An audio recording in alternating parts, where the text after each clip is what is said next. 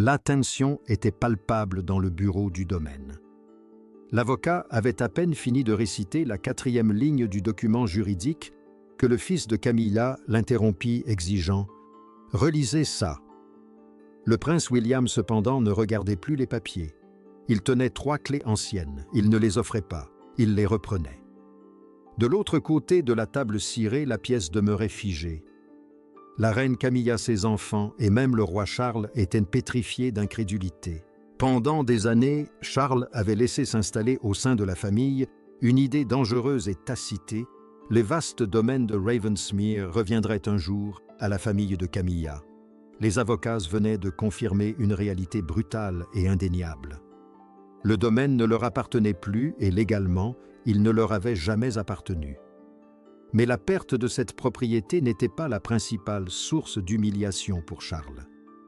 Le véritable désastre se cachait à la dernière page du document, sous la signature d'un homme que l'establishment croyait avoir été totalement écarté, le prince Edward. 3 heures plus tôt, la famille de Camilla était arrivée à Ravensmere, s'attendant à une simple formalité privée. Il ne prévoyait ni dispute ni confrontation, juste la signature de documents pour officialiser un accord considéré comme acquis depuis près de 15 ans. Ravensmere représentait un patrimoine considérable. 12 000 acres de terre, un manoir jacobéen, 42 cottages, 2 fermes en activité, un laquais privé et une collection d'art qui n'avait jamais fait l'objet d'un inventaire public. La prise de possession était si profondément ancrée que même le personnel du domaine se comportait comme si la transition allait de soi. Ils désignaient couramment l'une des pièces à l'étage comme le bureau de Miss Parker Bowles, et ce matin-là même des fleurs fraîches y avaient été déposées en prévision de leur arrivée. Puis, le prince William arriva. Son arrivée fut dépourvue des fastes royaux habituels. Pas de cortège, pas d'annonce officielle. Un seul véhicule sombre franchit les portes à 8H46. William n'était pas seul.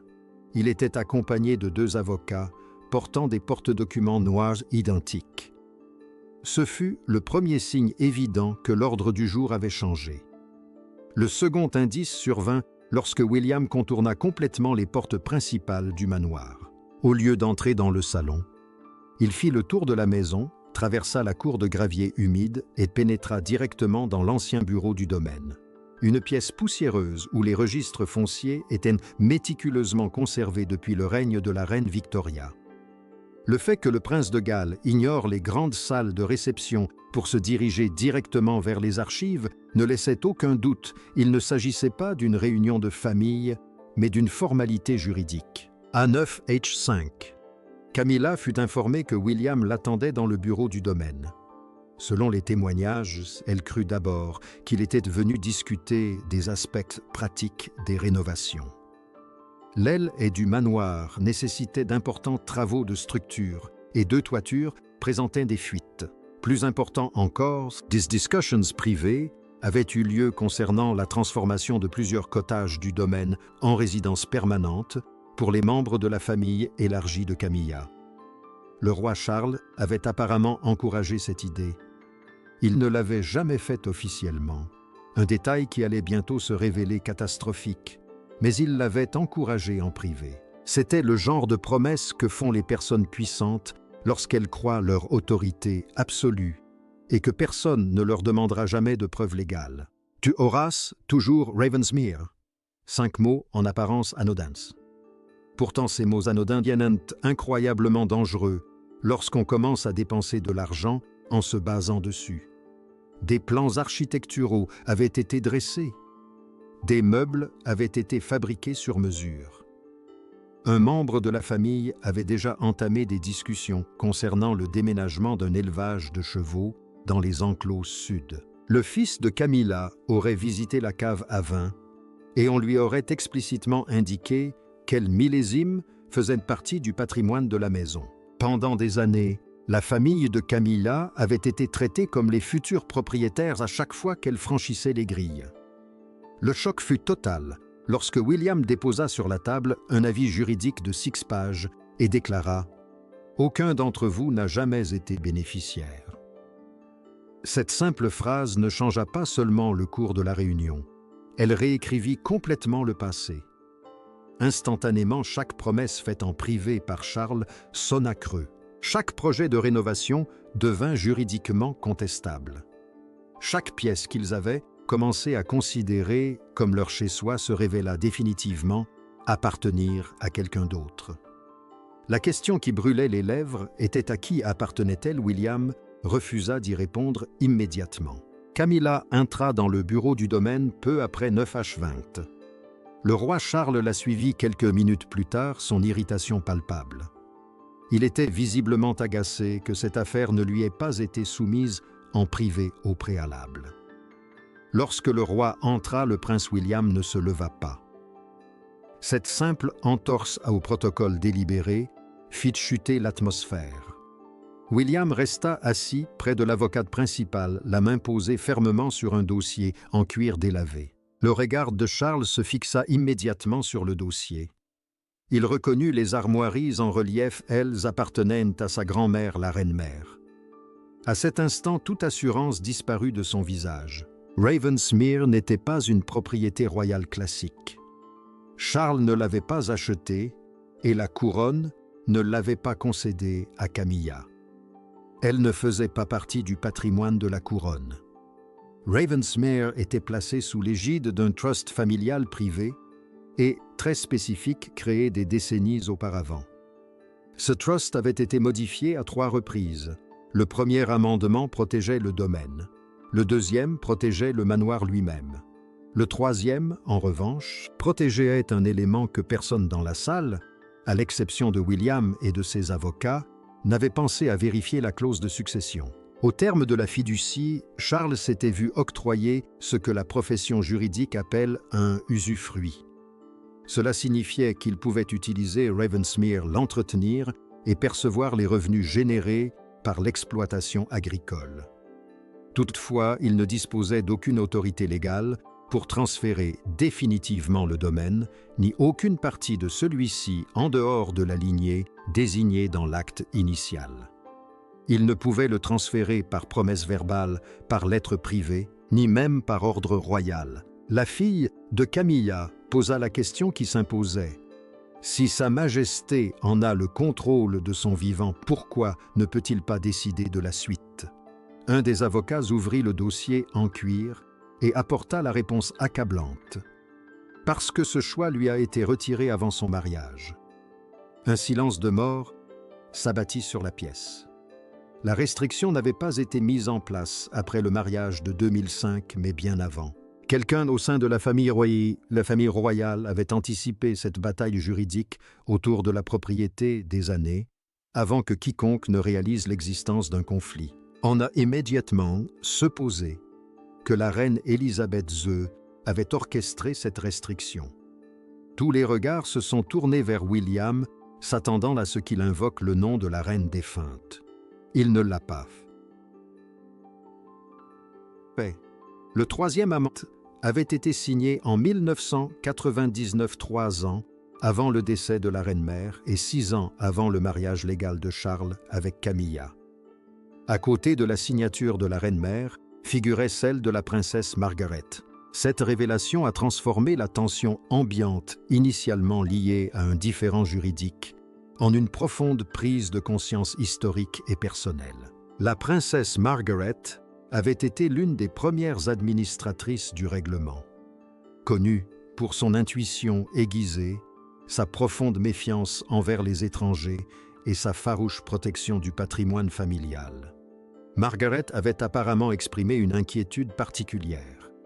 Selon les documents d'archives, elle craignait que Ravensmere ne passe un jour par alliance dans une famille qui n'avait jamais été destinée à bénéficier de la fortune du fondateur. Elle n'eut pas besoin d'accuser Camilla directement. La formulation juridique qu'elle imposa était froide et absolue. Aucun conjoint enfant du conjoint ou descendant sans lien de sang avec le roi George VI ne pourra acquérir de titre permanent de participation majoritaire ou de propriété effective. Les enfants de Camilla n'ont pas été nommément cités, ce qui paradoxalement rendait l'exclusion encore plus brutale. Ils avaient été catégoriquement exclus en tant que groupe de personnes avant même que le mariage n'ait lieu. Charles se pencha agressivement vers l'avocat et déclara « Je n'ai jamais été mis au courant ». William finit par regarder son père droit dans les yeux et répondit « Vous avez signé l'accusé de réception ». Ça fut le premier coup dur. Une photocopie du document fut placée au centre de la table. Au bas de la page figurait la signature de Charles datée clairement de novembre 1999. La situation est incompréhensible. Si Charles avait signé l'accusé de réception, comment pouvait-il croire avoir le droit légal de léguer Ravensmere à la famille de Camilla? Il tourna la page, vérifia de nouveau la date et regarda William. Pendant de longues secondes, les rois du Royaume-Uni resta sans voix. L'avocat a fourni le contexte nécessaire. L'accusé de réception de 1999 était joint en annexe à un vaste et complexe plan de restructuration financière concernant 6 propriétés royales. Dans cette épaisse liasse de documents, Ravensmere n'était mentionné qu'à 2 reprises, une fois par son numéro de parcelle cadastrale obscur, et une autre fois sous un nom de domaine désuet qui n'avait plus été utilisé publiquement depuis 1936. Charles avait probablement signé cette masse de documents sans examiner attentivement les implications précises du 3e amendement. Il se peut aussi qu'il en ait compris la portée, mais qu'il se soit persuadé de pouvoir en modifier les termes ultérieurement lorsqu'il disposerait de davantage d'autorité. Cependant, modifier les termes de l'accord se heurtait à un obstacle insurmontable. La clause pouvait être légalement changée, ce sur quoi comptait précisément la famille de Camilla. Mais cela exigeait l'accord unanime des administrateurs survivants. Or, un seul administrateur survivant avait une approbation déterminante, le prince William. C'est pourquoi William détenait les clés anciennes. Charles avait tenté de contourner le problème des mois auparavant. Il n'avait pas abordé directement William Carcella, aurait révélé ses intentions. Un conseiller du palais lui avait donc adressé une proposition formelle décrivant le futur transfert de Ravensmere comme un « accord de continuité », un terme bureaucratique habilement édulcoré pour officialiser une promesse privée juridiquement douteuse. William n'avait posé qu'une seule question à son conseiller. Qui en bénéficiera? 2 jours plus tard, la réponse fut donnée, un nouveau fonds fiduciaire familial serait créé, dont les principaux bénéficiaires seraient les enfants et petits-enfants de Camilla. William refusa la proposition sur le champ. Aucune négociation, aucune contre-proposition. Il renvoya le document avec un simple mot inscrit en marge, rejeté. Mais Charles avait persisté. Une seconde proposition bien plus prudente suivit. Selon ce nouveau plan, la famille de Camilla ne serait pas propriétaire de Ravensmere en pleine propriété. Elle bénéficierait plutôt de 99 ans pour un loyer annuel symbolique d'une livre sterling. Techniquement, le titre de propriété resterait au sein du Trust Royal. En pratique, William et ses descendants directs seraient exclus du domaine pendant 1 siècle. C'était une manœuvre juridique très habile, mais pas suffisamment. La reine-mère et la princesse Margaret avaient anticipé la faille des baux de longue durée. Le trust stipulait explicitement que tout contrat de bail excédant 21 ans nécessitait l'approbation unanime des administrateurs. William rejeta le bail de 99 ans aussi rapidement que la première proposition. SOA Double Refuse aurait dû clore définitivement le dossier. Pourtant, 3 semaines plus tard, des entrepreneurs privés se présentèrent au domaine de Ravensmere. Leur mission n'était pas d'effectuer des réparations courantes, mais de réaliser une expertise résidentielle privée et approfondie. Ils mesurèrent méticuleusement l'aile ouest, inspectèrent notamment la plomberie des cuisines principales et évaluèrent la possibilité de transformer l'ancien couloir de la chambre d'enfant en bâtiment historique. Un appartement moderne et indépendant pour la famille élargie de Camilla. William ne fut informé de ces expertises. L'erreur fatale s'est produite lors du traitement de la facture des expertises. Celle-ci a été discrètement imputée à un compte d'entretien général du domaine que le prince William, en sa qualité de prince de Galles, supervisait désormais. Le paiement de Dixwit 400 avait été habilement dissimulé parmi des factures relatives à des réparations courantes de la toiture et à des travaux de drainage agricole. Ce n'est pas le montant qui a attiré l'attention de William, mais la description détaillée, adaptation pour une occupation future. William a immédiatement signalé la facture et exigé un compte rendu complet de toutes les dépenses récentes liées à la propriété de Ravensmere. L'audit a révélé des documents accablants. William a découvert une importante commande de mobilier comprenant des étagères sur mesure, l'installation d'une cave à vin climatisée et la rénovation complète de 2 salles de bain spécifiquement pour une résidence privée et permanente. Le nom du livreur sur les factures n'était ni Charles ni Camilla. Le nom figurant sur les bons de livraison était Parker Bowles. Des retours dans le bureau poussiéreux du domaine, la confrontation atteignit son paroxysme. Camilla tenta de justifier les agissements de sa famille, arguant que personne n'avait réellement cherché à s'emparer de la propriété. Elle insista sur le fait que les études architecturales étaient purement préliminaires, que le mobilier sur mesure n'avait pas encore été installé et qu'aucun bail à long terme n'avait été signé. Techniquement, ces déclarations étaient exactes, mais William ne les accusait pas de vol pur et simple.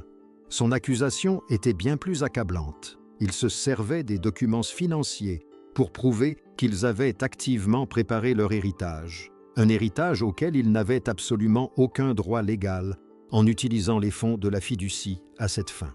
Le fils de Camilla repoussa le dossier en cuir, déclarant sur la défensive « Nous avons agi sur la base de promesses ».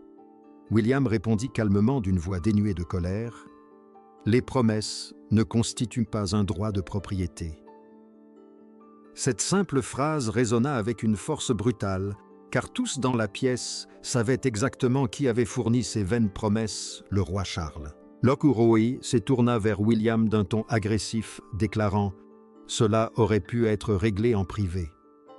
William répliqua aussitôt « C'était privé jusqu'à ce que l'argent du domaine soit utilisé ».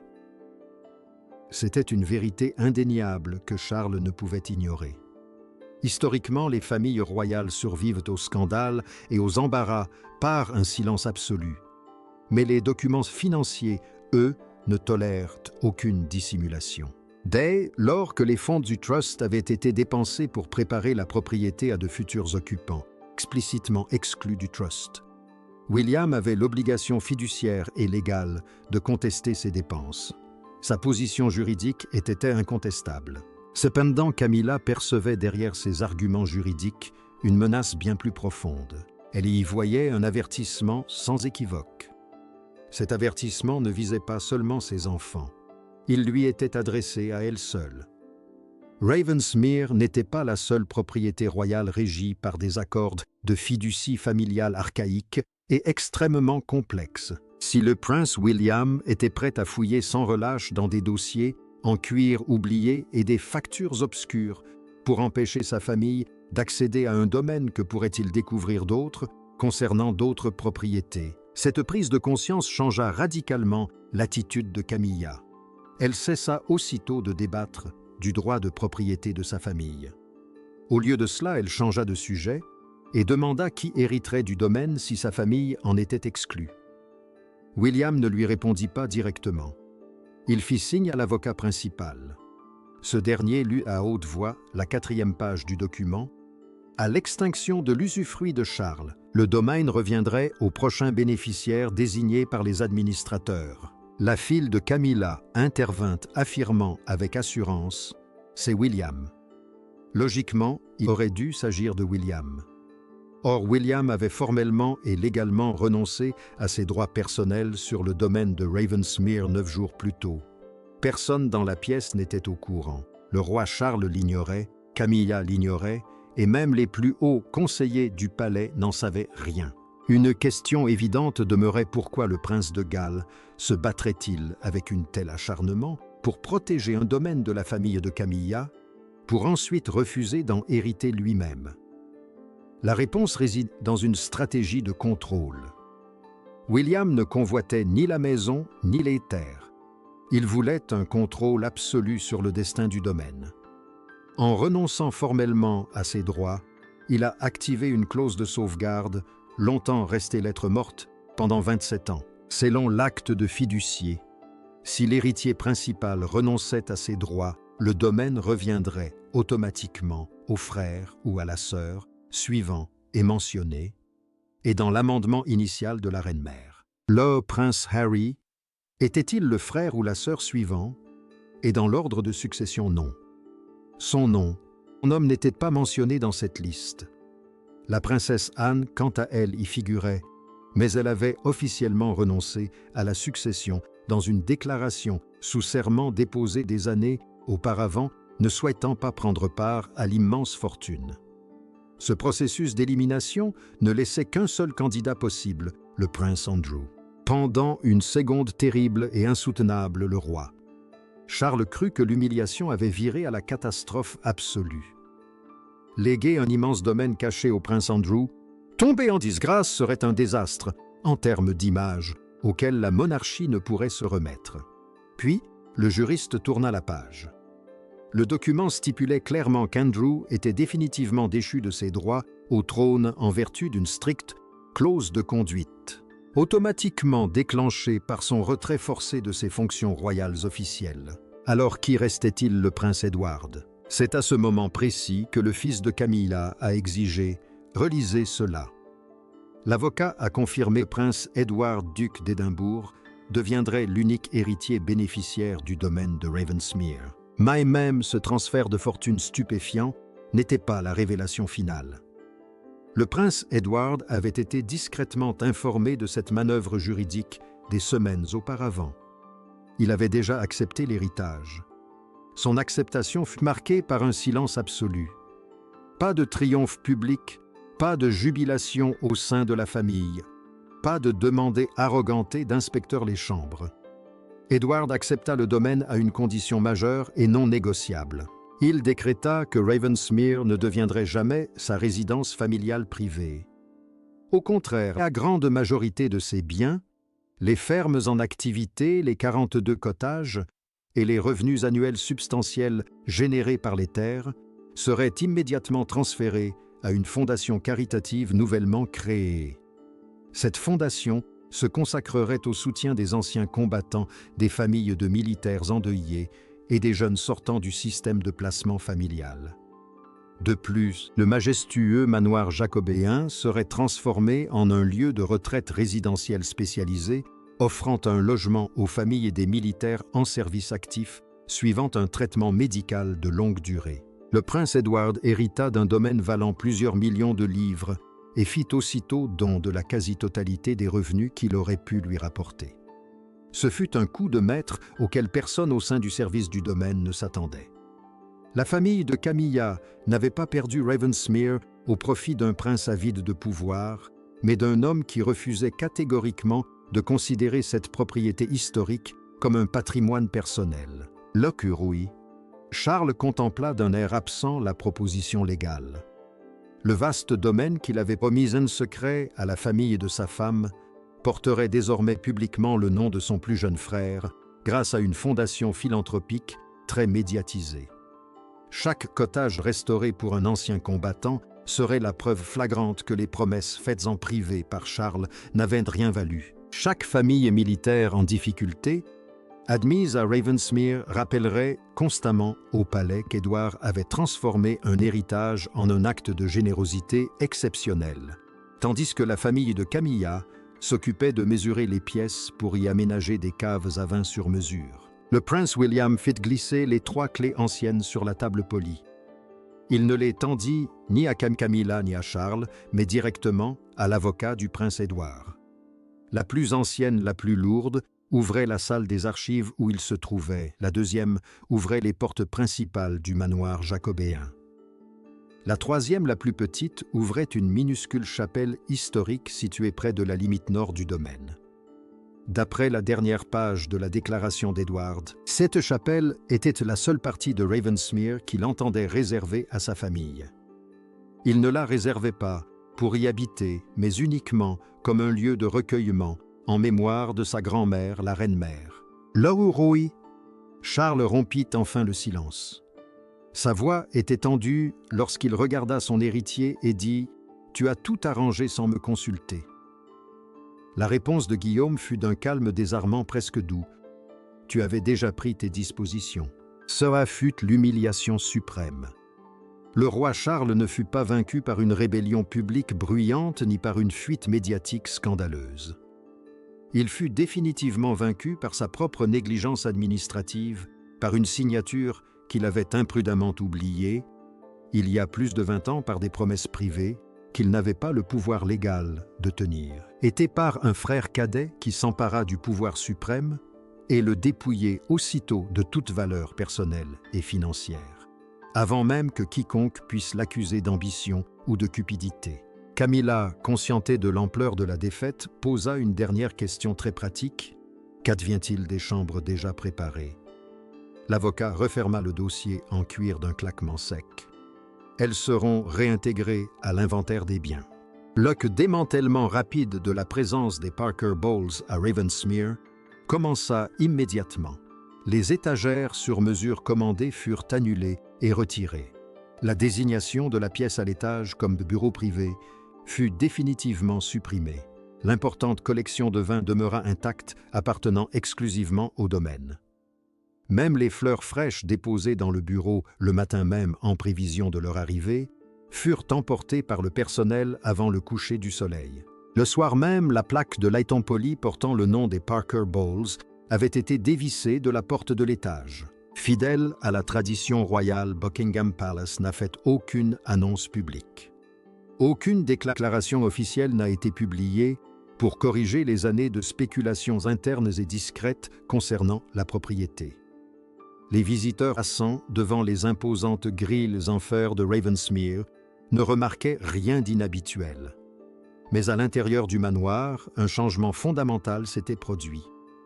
Les 3 clés anciennes n'étaient plus accrochées sous le grand portrait du roi Charles. Elles avaient été placées dans une simple boîte en bois sans ornement.